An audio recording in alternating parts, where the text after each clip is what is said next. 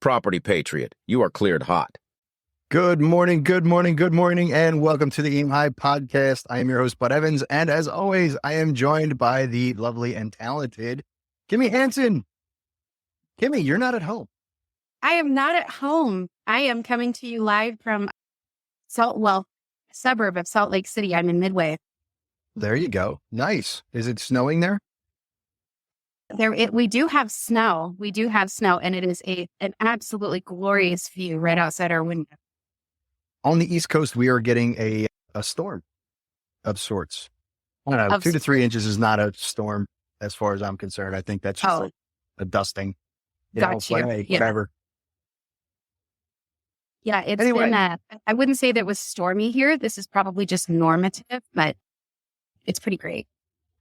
Did you say it's a Stormy Daniels? If you had a Jack Daniels right now, would it be a Stormy Daniels? I don't know. I'm in Utah, so this is definitely coffee. It's probably not coffee. That's unfortunate. That's unfortunate, but mine is coffee as well. Yeah. So if you are looking for news, you're in the wrong place. We were just a couple of friends sitting around drinking some coffee, talking about things that happened in real estate, doing it badly, and maybe telling a dad joke or two. Yes. Oh my goodness, Kimmy, what a week. Yeah. Real estate related, it's been like one thing after another, man. Yeah. You know? I feel like this is quite possibly the busiest week in real estate news that we have seen in probably over 2 months. I think it's got a lot to do with the forecasting and the fact that Q4 number came out and all that kind of stuff. But personally, the property management company is doing well. The accountability group is doing well. We just had 2 openings open up in the mentorship program. So, that's doing pretty, yeah. So sign up now, sign up early, sign up often. If you want to talk to me on a weekly basis and have one-on-one mentorship monthly. And you get accountability access too. So just one other thing. But been a crazy week when they're already forecasting 2024 to be horrible. But Kimmy, I'm already seeing interest rate declines. Yes, they're starting to drop a little bit, which is going to be definitely more attractive for an investor to get into the market. Also for the middle class that were squeezed out of home buying in the last year. However, the drop in interest rates is not a reflection of house prices. Not quite yet. It's good morning to, let's see, Rob McIntosh, Steve Pierce, Joe Cohen. Yeah. Good morning, everybody. Yes, and Lay is on her game already, dropping the link to the accountability access. So yeah, just go to budevans.com. Love it. Schedule a strategy session. We'll talk about both. Anyway, that's it. Get that out of the way. But yeah, we're looking at Ford Lutnick, who's from Cantor Fitzgerald, is saying that the real estate market, when he was at, now listen, take this with a grain of salt, right? Not a political statement, but the World Economic Forum, a different animal altogether. But he's predicting a generational shift in the real estate sector with huge numbers of defaults, which we've been talking about for a little while with bridge loans and people coming up on their expiration on their bridge loans and looking to refinance. And the rates are 2.5, 3 points higher than when they expected when they did their underwriting. So whether or not they're actually going to be able to refinance those deals, they may default on their loans. Yeah, actually, there's a prediction of a huge level of default. We're talking like no crystal ball. 700 billion. No crystal ball. I know. I didn't travel with my crystal ball. I don't know who I am.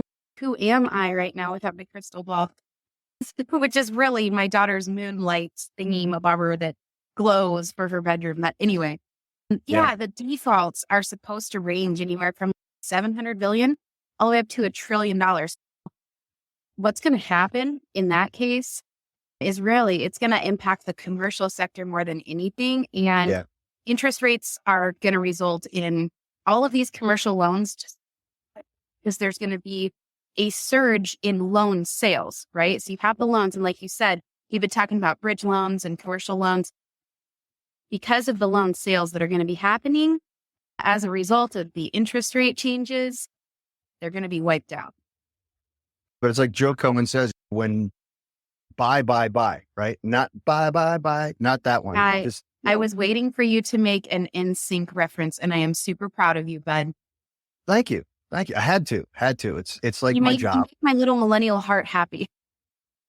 Like my job. Hey, listen, how do trees get on the internet? Trees get on the internet. I don't know. They log in. Million of them. You know what? I got too many of them is what I got. I got all of this stupidity in my head. It is what it is, right? So yeah, just one of those things. Good morning, Savannah, Clarissa. How are you? Yeah, but it's just, oh yeah, by the way, guys, if you are logging in and you would like your comment shown, do me a favor, just go ahead and go to StreamYard.com/Facebook so we can identify who you are, so I can stop looking down at my cell phone. Yeah, same. And we'll just be saying that like forever anyway. So there's that. And then let's see here. Let me see. Yeah. Watching this from any platform other than Facebook, go ahead and check out the Aim High REI on Facebook. It is completely free and always will be. Yeah, that's it. The end. Ooh, look at Coach Rob coming in with a reminder. Yes. That all 1099 tax forms are due to be sent out by the end of the month. Yes, they are 100% par. That's what I learned, bud. I learned something new about taxes. My bookkeeper friend that's teaching me everything I need to know about QuickBooks Online, and my tax pro, my CPA, who specializes in real estate investing in terms of tax strategies. They were both telling me, hey, you need to find out if your house cleaning, like the housekeepers that we hire for Scottsdale, if it's a corporation or not, because if it is a corporation, I don't have to provide a 1099. Right. And I was like, oh, I hope we did it right the last 2 years, because I don't recall doing that. Sure enough, they're a corporation. And I just sent a quick email to their billing and accounting representative. And the response that I got was, everybody is asking this question this year of all years. And I was like, I wonder if a lot of us had some doubts. But the thing is, it's better to be safe than sorry. So ask, because if you don't know. Don't forget the new business identification paperwork that you need to do so that the federal government can pierce the veil of the corporation and see who owns the corporation so that they can tax you more. I don't know. It's my conspiracy theory. I'm conspiracy theories. I'm getting tired of being right. Theorist and not a conspiracy theorist, because it comes true. Say something like that. It's like, oh my goodness, like this digital currency they're talking about. Just no, please don't. It's just one more way that they can get their fingers into your personal life.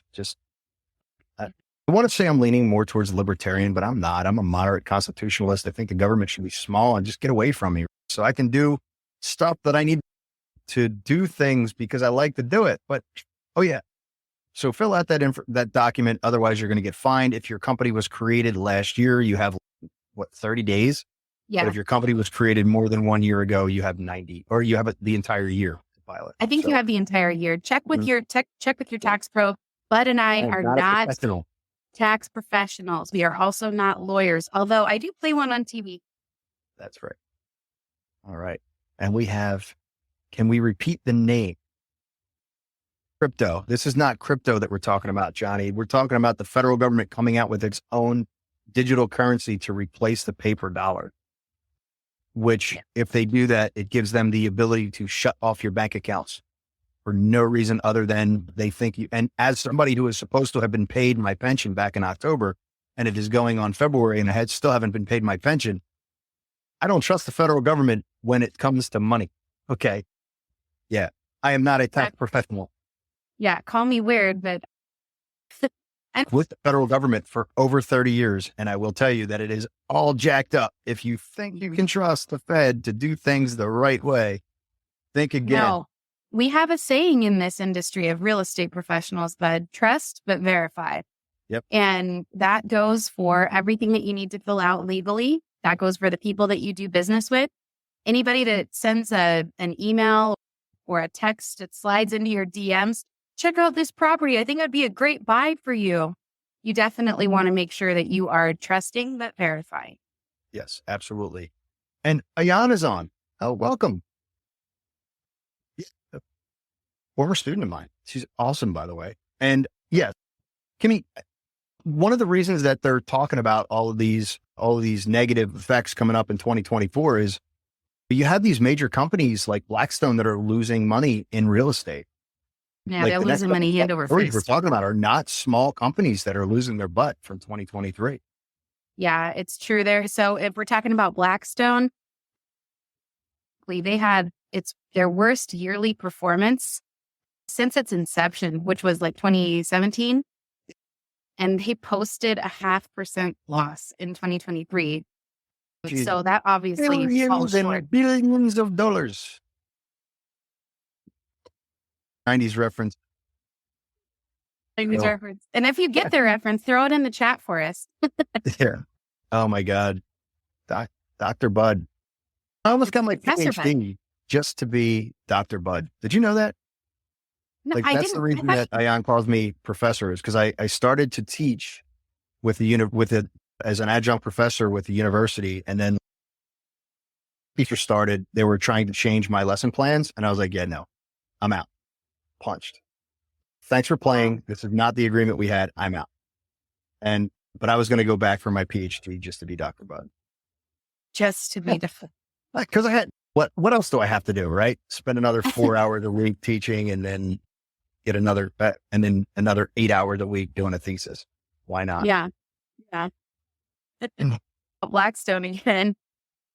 Essentially, they missed the target, similar to how your job opportunity to teach missed its target. Yeah. But in this case, Blackstone missed the target to carry interest. So what this means is that for deal makers, it rewards them because they get regenerating returns. None of that happened. Yeah. One gets on the board. What?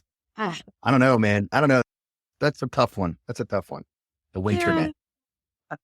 You got to realize too that like Blackstone is like one of the three major companies that control everything. It's absolutely amazing to me that their investment strategies and decision-making processes are so jacked up that they lost money last year, which the company that's in the same boat is Wells Fargo. Yep. They're in Philly specifically, they're dropping a bunch of staff. Since the third quarter of 2020, they dropped about 40,000 people. And they're just going to continue to do it. It looks like, because they just had another massive layoff. Yeah. And if you go to a Wells Fargo branch, I don't know if any of our viewers bank there, but if you try to do business there, you can't just walk in and do business. You have to have an appointment. You have to have not just an appointment, but you have to have an appointment confirmation. Just the processes that are in place and the fact that they've laid off this many people, it does not speak well to looking at the next year or even the next quarter. Essentially, not just Wells Fargo and not just Blackstone, but specifically talking about layoffs. Other major companies layoffs and go through this too. Like not playoffs. I'm talking about layoffs. Playoffs. What are you talking about playoffs for? Playoffs. We don't play to lose. We play to win the game. If you know who I'm quoting, don't tell them, bud. I'm not going to say anything. I just tell you that he used to be the coach for the Saints and he used to be the coach for Philadelphia Stars and won 5 USFL titles back to back to back to back to back. Back to back to back to back. Just slashing my dreams. Other than 2017, it's the last time Philadelphia had a championship football team. Just saying. Hey, how many championships do the Oregon Ducks have? Oh. They wear it on their helmet. Oh, yeah. 0. Yeah. Right. Sorry, I hate the Ducks. Savannah says, is this a real estate? Hey, listen, I was really rooting for Washington to get to the championship, but then I'm a Big Ten guy, so I had to root for Jim Harbaugh and English. That just breaks my heart. Me too. Right. Oh, but man. Hey, well, it is what it is. The babe and I are both alum of UDUG, and we are diehard Dogs fans. So go Dogs. Look, I was rooting for you guys right up to that point. I saw you squish Oregon not once, twice. Squish, squish. Squish. Oh, hey, stepped on a duck. I don't know. It's getting cold out here, Kimmy. I feel like a painter. I'm going to have to go put on another coat.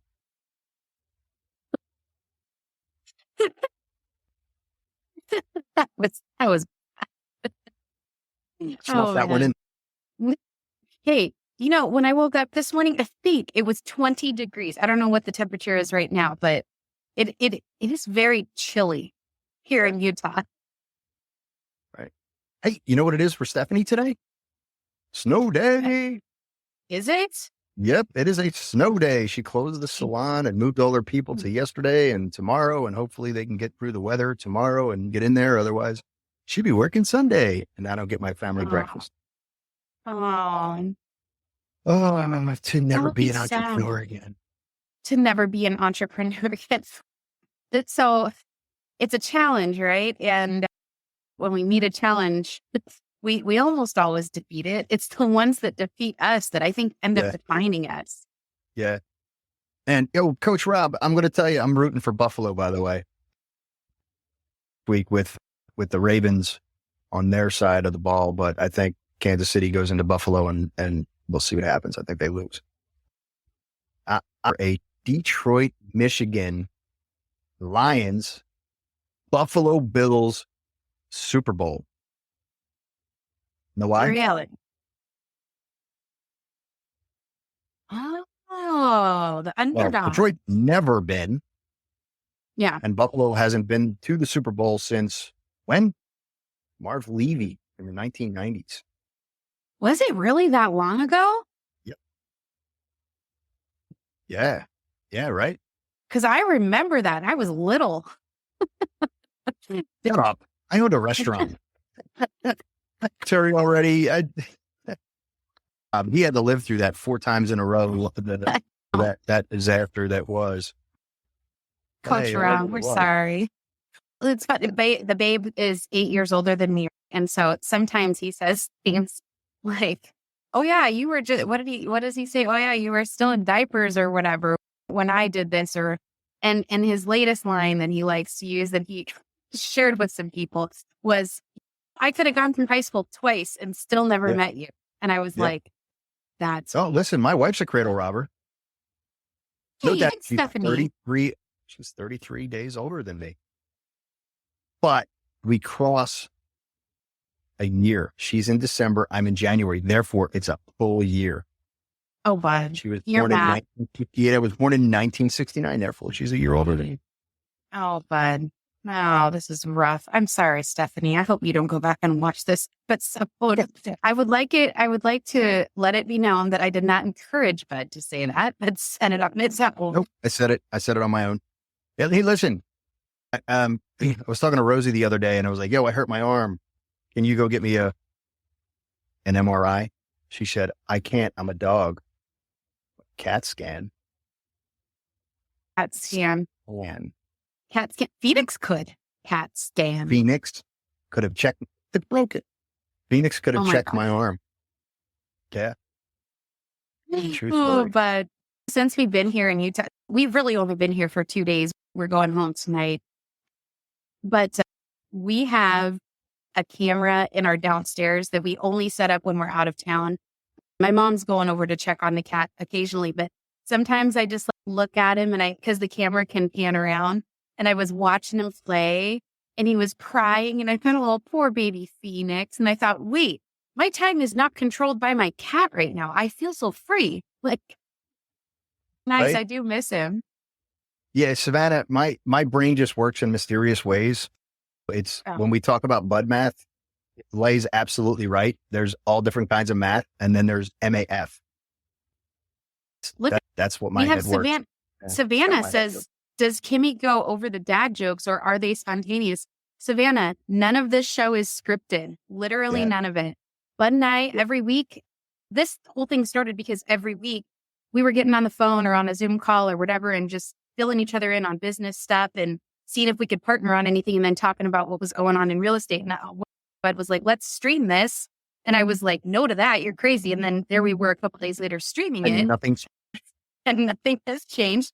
And so really, we just have our favorite stories every week and we forth about it. Any dad jokes are always unscripted and definitely unexpected. If you see me go, oh my gosh, bud, that is a live reaction. If you also see me fall over laughing, that is also a live unscripted reaction. Right. Guess Brian Briscoe was on the show, dropped on Monday, and we have Lindsay Sharma, who's coming out, who started in doing mobile homes in Arkansas. And she's doing quite well for herself. She's been doing it for about a year now. She's got 7, right? But the price points are so low that she's making a good amount of cash flow per unit. She now lives in Florida and distance invests like me. Yeah. Like you. Exactly. Yeah. We have a term for it and I can't remember. Oh, I do remember. It was a homeschooled call and somebody said something about remote investing. Mm-hmm. And I put in the chat question, what is remote investing? And it was funny because everybody was like, Kimmy, it's you. It's what you do. You're a remote investor. And I'm like, I don't get it. And then I think Jen Josie was like, you invest remotely, like from another location. Like she had to spell it out. Yeah. Yeah. I feel like I'm on another planet. Yeah. So anyway, so Brian Briscoe is a friend of mine. We retired from the military on the same day. He had an exciting transition. He was supposed to be a professor at the University of Utah. And after 9/11, joined the Marines. And then we retired on exactly the same day, October of 2021. He owns a capital investment company that does multifamily properties. And he started out as basically not just a Marine. I can't say just a Marine, but started out as a Marine investing in real estate. And now he owns his own investment company. That dropped on Monday at 5 a.m. This Monday is Lindsay. So check it out, theamipodcast.com. And immediately following this show, last week's episode will drop on your favorite podcast outlet. Right. So if you miss us live, you can always go to the podcast and catch the last week's episode. And if you've never heard us in double speed, you really need to check that out. Oh my gosh. No, it's... I've done that. Like a chipmunk. Well, I don't know if you ever... Well, I'm sure your son didn't, but Stephanie may have watched Gilmore Girls. And that show, they went through three times as much script as any other hour-long television show.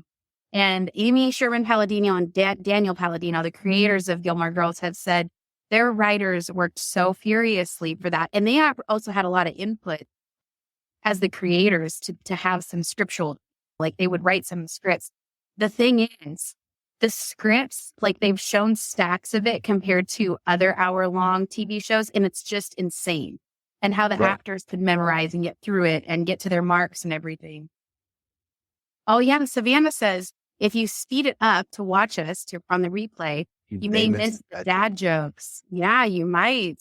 Yeah. You'll also miss a lot of me shaking my head. Oh, bud, this is if I don't get one of these, it's not worth it. The babe has monitoring as such as well. If he doesn't get me to do emotion like this. Yeah. Monitor. See, this is where it comes from. Kimmy says the word monitor. Immediately I go to computer. And what do I ask myself? I wonder what a computer eats for snacks. Microchip. To know how bud math works. That's how my brain works. It is absolutely not scripted. These are not written. These are absolutely stupid. Good morning, Cap. He's on. I hope it's snowing where you are too, which is right down the street. Yeah. Actually, it's not snowing where I am right now, but it will be snowing soon. I wish we could stay. I wanted time to snowboard, but it's just not going to happen this time. Like a monsoon? It's a snow soon? I don't know. That's not really a dad joke. That's just it. Yeah. It is. It is snowing. I don't know how mothers snow. We're not. No. I was about to, and then I went, no. Redirect. Anyway. Hey, Speederx, bud, I have to tell you, when you never think something is going to happen to you, and then it does, and you're like, oh. So So we're here for a funeral, actually. And these tickets, as soon as we found out, and I had everything set, we checked in, we were all packed. We go to bed the night before we leave, which was 2 days ago. And I wake up and I look at my phone, and I'm getting up at 5:30 in the morning because I thought I was going to do my workout. We'd head off the door to the airport. Yeah, like 35 notifications that our flight was canceled, and they rebooked us for 8 o'clock the next day. And I'm like, no, that we're going to miss the funeral. Did you ask for your money and demand an earlier flight? Remember, you're allowed to do that now. Listen, I am well aware of all of my rights as a citizen. And actually, like, we're an attorney without being an attorney. She's not an attorney. just We don't play play on it. We're TV. not really an attorney. You should have heard me litigating live at 5:30 in the morning on my phone about this whole canceled flight nonsense. So basically, it was simple. I just had to advocate for us. And it was stressful because I was like, we have to get down to Salt Lake City. But see, our options were limited. We have 3 airports in our area, but SeaTac was the best option because it had the most flights. Because we had a winter sleet and ice storm the day that overnight when we were supposed to be leaving the next day, like a bunch of flights were canceled. And then you have the full airline issue where we have other planes grounded and whatever. And so I had to rebook myself at another airline, but I am not going to tell you live what we spent on these tickets. But the only tickets available for protected and refundable were first class seats on Delta. I'm just going to say it was expensive, but we made it here in time, adjusting to attend the services and stuff. And it was perfect. However, I will say it caused anxiety going to bed last night because I checked in for our flight for today. And I was like, oh my gosh, I hope they don't cancel our flight today. It's not like Phoenix where if we have to stay a day, we have our own place we can stay in and cancel the cleaners and whatever. Like we would just be in the airport. Anyway, I never thought it would happen to us and the timing was terrible. But I am going to call the airline that canceled our flight because I believe that they owe me gap, right? So we're talking, let's not gap funding like a private money lender, but I believe the airline owes us the gap in what I paid for our airfare to come here on their airline and what I had to pay to get here on another airline. And I am preparing for battle. There is a very real possibility that I will be going into battle over the weekend for this because I think it's important. I think that the person that helped us on the phone from the airline that had canceled our flight was great, patient, super helpful, not his fault. And he actually encouraged me, call back when you get home from everything because we need to make this right for you. I said, yes, you do. Thank you very much. But we made it here. And all of the unforeseen circumstances and all of the crazy weather and everything else, I really was just like this. I can't believe this happened to us. But thankful for 3 things. We made it in time. We have the ability to pay for first class tickets to just get here because it needed to happen. And for travel rewards on our credit card because I will get those no matter what. That's all. I'm frozen. Can you hear me? You are frozen, but I can still hear you. Oh, excellent. Okay. As luck would have it, it happens to be right around that time. We are up against the hour. Yeah. It's why my camera my entire computer just decided to freeze up. Yeah. So today we talked about a few different things. We talked about Wells Fargo and their layoffs. We talked about Breet and their losses for 2023. And we talked about some not foregone conclusions, but some prediction 24 might not be that great a year, which I think to me just means bye. Bye. I'll just do that. All right. Yeah. Anyway, check this out. Thank you very much for you are watching this after the fact and you're watching it till the end. Again, thank you. We had over 750 views last week. So thank you for that. If you like what you're hearing and you're getting some value, do us a favor, share this group with other budding real estate investors.